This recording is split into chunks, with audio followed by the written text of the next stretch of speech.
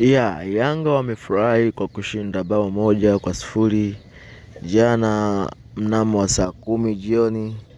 Hivyo basi Yanga ipo katika hatua nzuri, na mashabiki wa Yanga kwa jana walifurahi sana kwa sababu jana Yanga imeonyesha katika kiwango kubwa sana, na asilimia kubwa ya wachezaji jana walikuwepo smart, walikuwepo wanacheza vizuri, mchezo ulikuwa mzuri. Hivyo basi tusubiri game lijalo Yanga watatuletea nini, lakini mimi naamini kwamba Yanga iko vizuri, Yanga daima mbele, na kuanzia sasa Yanga ni ushindi tu, na viongozi wa Yanga wameahidi kwamba Yanga sasa hivi haitowaangusha mashabiki, na hivyo basi kuanzia game lijalo Yanga itakuwa inashinda 2 kuanzia 2 kwenda juu, na uongozi pia umesadikisha hivyo kwamba Yanga ni timu imara na haitokuwa ikiangusha mara kwa mara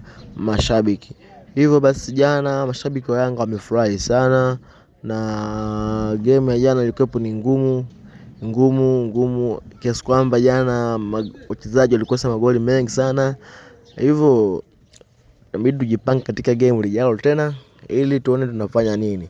Yanga ya Dube, Yanga ya Pakome, Yanga ya Zimbwe, Yanga ya Jidiara, Yanga haishindwi kitu.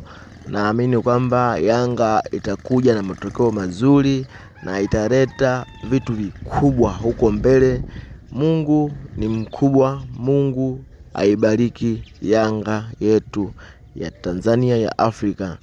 Na kitu kikubwa zaidi hapo, tuzidi kuiombea Yanga yetu.